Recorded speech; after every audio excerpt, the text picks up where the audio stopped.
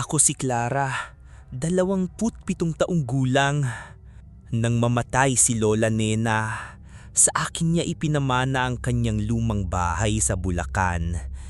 Isang bahay na gawa sa kahoy, puno ng mga gamit na luma pa sa akin at may amoy ng pinaghalong sampagita at alikabok. Bilang isang freelance writer na kayang magtrabaho kahit saan, nagpasya akong doon muna tumira para ayusin ang mga gamit niya at para na rin makalayo sa ingay ng Maynila. Ang bahay ay tahimik, sobrang tahimik. Sa unang linggo ko, ang taning naririnig ko lang ay ang huni ng mga kuliglig sa gabi at ang tunog ng aking pag-type sa laptop. Sa gitna ng sala, naroon ang paboritong upuan ni Lola. Isang tumba-tumbang gawa sa uway. Medyo luma na at ang bawat galaw nito ay may kasamang mahinang, malungkot na langit-ngit. Doon daw siya palaging nakaupo, sabi ni nanay. Nakatanaw sa bintana, nagbabasa o nagkakape. Isang gabi, habang nagtatrabaho ako sa kusina, narinig ko ito, ang langit-ngit. Ngek,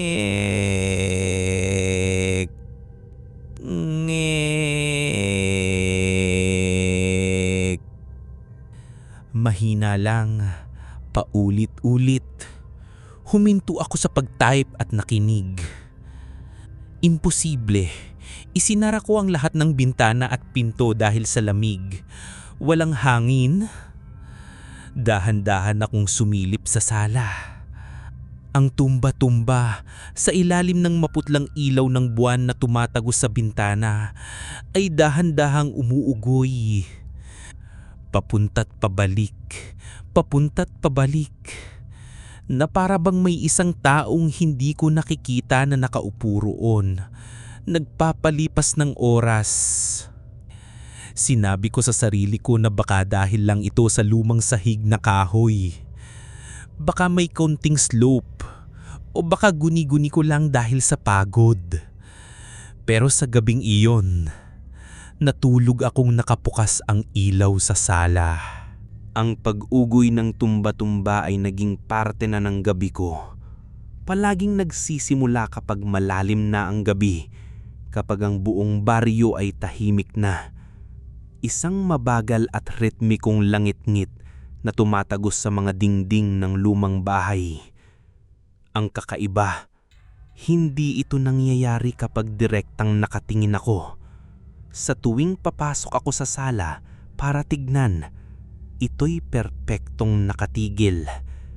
Pero sa sandaling tumalikod ako o sumilip mula sa sulok ng aking mata, nakikita ko ang dahan-dahan nitong paggalaw.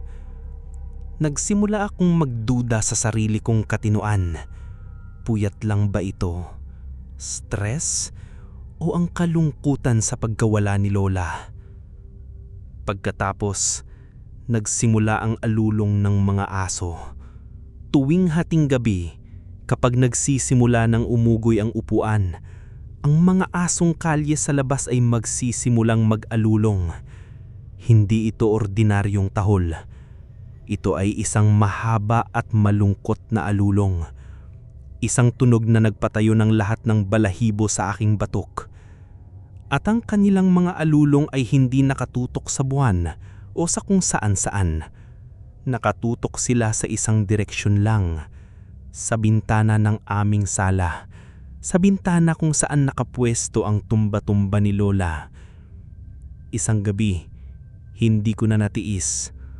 Kumuha ako ng isang makapal na libro at ipinatong ko sa upuan ng tumba-tumba. Ayan, sabi ko sa kawalan. Tignan natin kung gagalaw ka pa. Kinabukasan, paggising ko, ang unang tinignan ko ay ang sala. Ang tumba-tumba ay nasa dati nitong pwesto. Nakatigil. Pero ang libro ay nasa sahig, maayos na nakasara, na parang dahan-dahang inilapag. Hindi ito multo ni Lola. Sabi ko sa sarili ko, kung si Lola yan, hindi niya ilalaglag ang paborito niyang libro. Sinubukan kong labanan ng takot gamit ang lohika. Isinandal ko ang tumba-tumba sa pader. Ipinatong ko ang isang mabigat na silya sa ibabaw nito. Pero sa tuwing gigising ako sa umaga, ang lahat ay bumabalik sa dati. Ang tumba-tumba ay nasa gitna ng sala, nakatigil at payapa na para bang buong gabing naghihintay. Ang silya ay maayos na nakatabi sa gilid. Isang umaga, may napansin akong bago. Ang sinag ng araw ay tumatama sa upuan ng tumba-tumba at sa pinagtagpi-tagping uway, may isang bakas, isang malabong hubog, ang hubog ng isang taong nakaupo. Parang sa memory foam pero sa lumang uway. Dahan-dahan kong hinawakan ito. Malamig ang buong upuan pero ang mismong bakas ay may kaunting init na parang may umupo lang. Kasabay nito, may naamoy ako. Isang pamilyar na amoy. Agua de Colonia. Ang pabango ni Lola. Mahina lang pero sapat na para maalala ko ang kanyang mga yakap. Napaatras ako. Hindi ito produkto ng aking imahinasyon. Ito ay isang pisikal na ebidensya. May umuupo sa upuang iyon gabi-gabi. Isang bagay na may bigat, may init at may amoy ng aking lola. Nang gabing iyon, hindi ko na narinig ang langit-ngit bilang isang simpleng tunog. Narinig ko ito bilang isang presensya. Isang presensyang hindi masama, hindi nananakit, pero isang presensyang hindi matahimik. Isang presensyang naghihintay, pero para saan? O para kanino? Isang hapon, dumaan si Aling Puring, ang aming kapitbahay at matalik na kaibigan ni Lola Nena, para makiramay. Nagtimpla ako ng kape at naupo kami sa sala. Nang makita niya ang tumba-tumba, isang malungkot na ngiti ang lumitaw sa kanyang mukha. "Hay Nena," bulong niya na parang kinakausap ang hangin. "Hanggang ngayon pala, naghihintay ka pa rin." "Naghihintay po? Para kanino?" tanong ko. Tumingin siya sa akin na may pagkagulat na parang dapat ay alam ko. "Hindi ba naikwento sa iyo na nanay mo?" Umiling ako. Huminga ng malalim si Aling Puring. "Ang lola mo, simula niya. Sa mga huling taon niya, palaging nakaupo lang diyan. Mula umaga hanggang gabi. Umuugoy, nakatingin sa labas ng bintana. May kausap minsan." "Sino pong kausap niya?" "Ang sarili niya akala ko noon. Sabi niya, may mga ibinubulong siyang pangalan, paulit-ulit. Minsan kapag dumadalaw ako, naririnig ko. Palagi niyang sinasabi ang isang pangalan." Tinitigan niya ako. "Samuel. Samuel. Walang Samuel sa pamilya namin. Walang tiyuhin, walang lolo, walang pinsan na may ganoong pangalan. Sigurado ako." "Sino pong si Samuel?" Nagkibit balikat si Aling Puring. "Hindi ko alam, iha. Pero kung sino man siya, mukhang importante siya sa lola mo. Dahil sa loob ng 5 taon, mula nang mamatay ang lolo mo, wala na siyang ibang ginawa kundi umupo daan, tumingin sa bakanting lute sa tapat ng kalsada at bumulong, 'Malapit na, Samuel. Hintayin mo lang ako.'" Pagkatapos umalis ni Aling Puring, tumayo ako at tumingin sa labas ng bintana. mula sa eksaktong anggulo ng tumba-tumba. Ang tanawin, isang bakanting lute na puno ng matataas na dama. Walang kahit ano, pero para kay Lola Nena, ang lugar na iyon ay hindi bakante. Mayroon siyang hinihintay doon. Ang pangalang Samuel ay hindi na nawala sa isip ko. Sino siya? Ano ang koneksyon niya kay Lola Nena? Nagsimula akong maghalungkat. Hindi para maglinis, kundi para mag-imbestiga. Tinignan ko ang mga lumang album ng litrato, mga dokumento, lahat. Pero walang Samuel. Isang araw, habang nililinis ko ang lumang aparador ni Lola, may napansin akong isang maluwag na tabla sa sahig sa loob nito. Ginamit ko ang isang kutsilyo para buksan ito. Sa ilalim, may isang maliit na kahon na gawa sa kahoy. Nang buksan ko ito, nakita ko ang laman. Isang bundle ng mga lumang sulat na tinalian ng isang kupas na asol na ribon. Ang mga sobre ay kulay dilaw na at marutok. Pero ang sulat kamay ito ni Lola noong dalaga pa siya.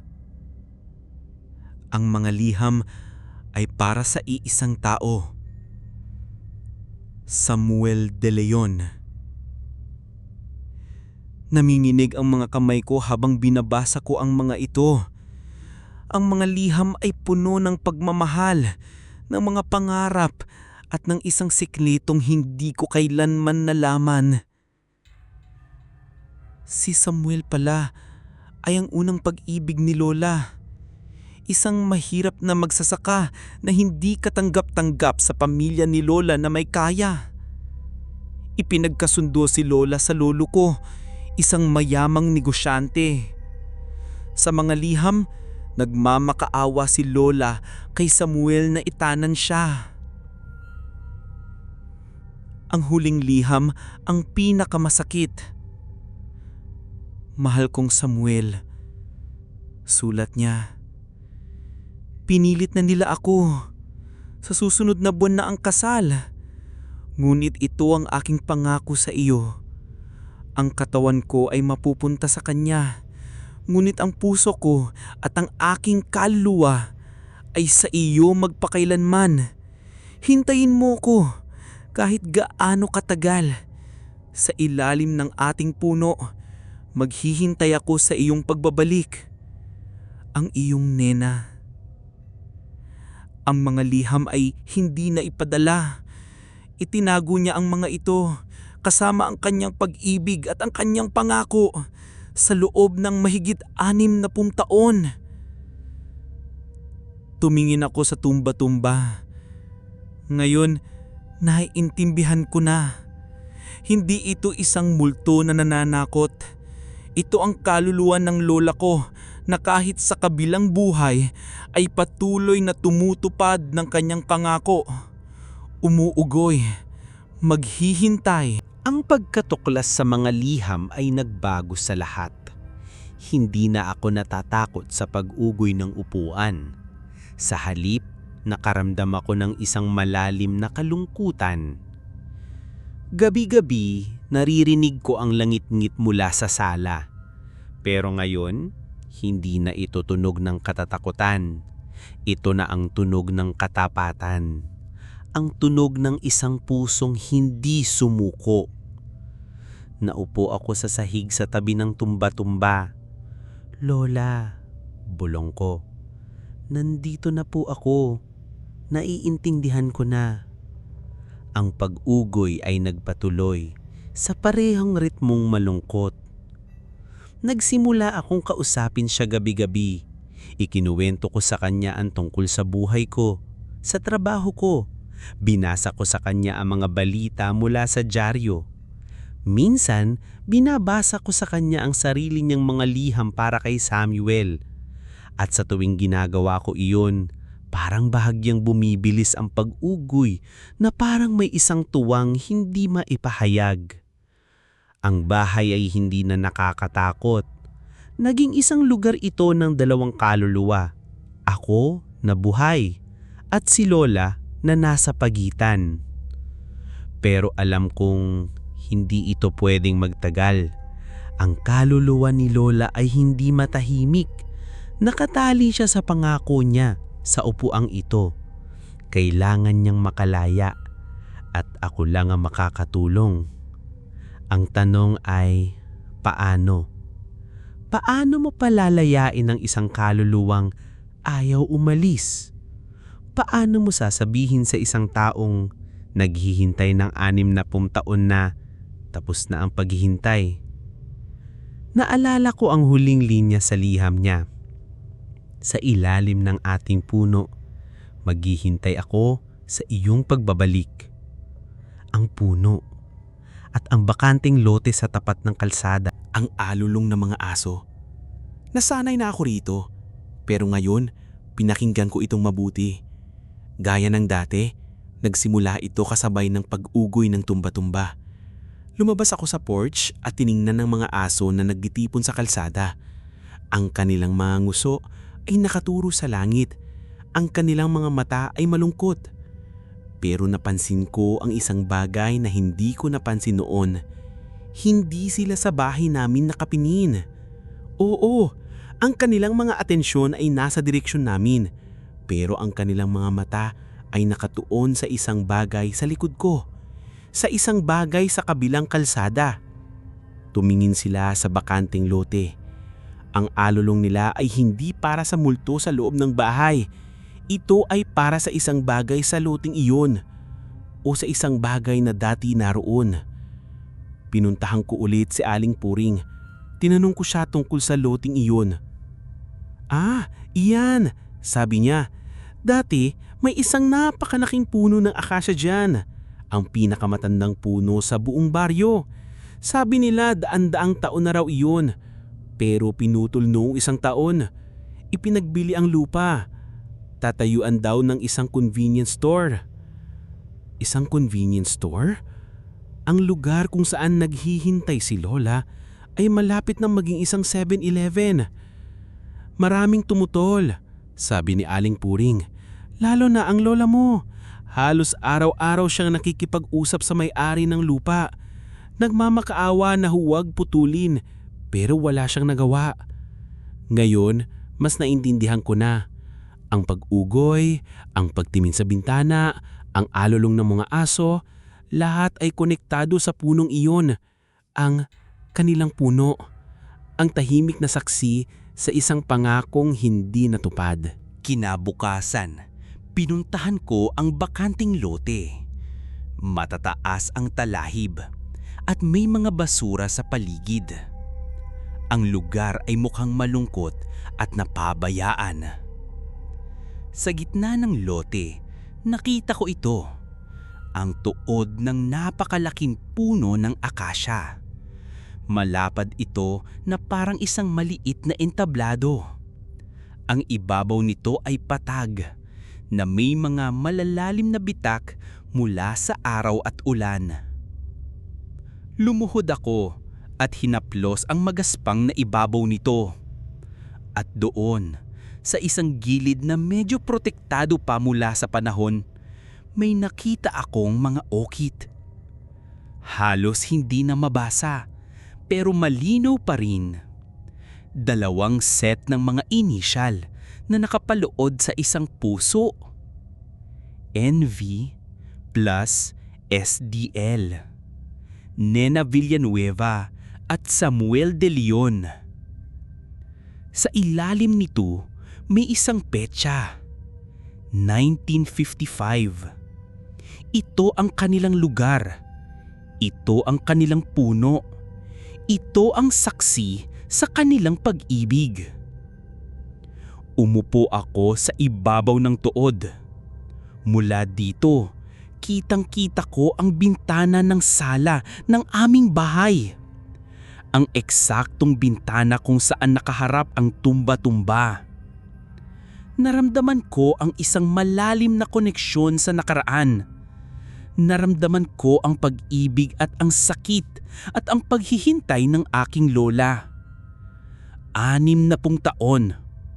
60 taon siyang umupo sa upuang iyon. Nakatingin sa punong ito. Naghihintay sa isang lalaking hindi na bumalik. Tumayo ako. Alam ko na ang kailangan kong gawin. Hindi ko kayang ibalik si Samuel. Hindi ko kayang ibalik ang puno. Pero kaya kong ibigay kay Lola ang isang bagay. Ang katapusan ng kanyang paghihintay. Sa gabing iyon, kinuha ko ang kahon ng magaliham. Pinili ko ang pinakauna.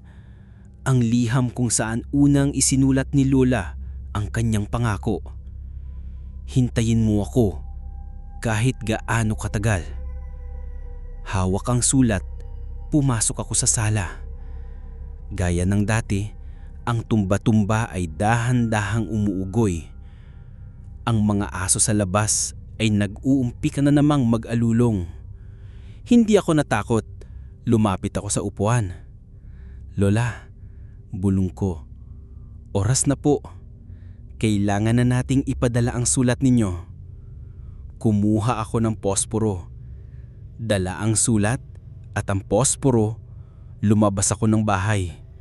Tumawid ako sa kalsada at pumasok sa bakanting lote. Ang alulong ng mga aso ay mas lumakas na para bang alam nila kung ano ang mangyayari. Umupo ako sa harap ng tuod ng akisya. Inilapag ko ang lumang sulat sa ibabaw nito. Sa tabi mismo ng mga inuukit na inisyal. Ang papel ay parang nagliliwanag sa ilalim ng buwan. Para sa'yo, Samuel. Sabi ko sa hangin. Mula kay Nena. Sinindihan ko ang posporo. Sa una, ayaw sumiklab. Pero sa pangalawang try, isang maliit na apoy ang lumitaw. Dahan-dahan kong idinikit ito sa gilid ng papel. Ang lumang papel ay mabilis nang nagliyab. Ang mga salita ng pag-ibig at pangako na itinago sa loob ng 60 taon ay naging isang maningning na apoy.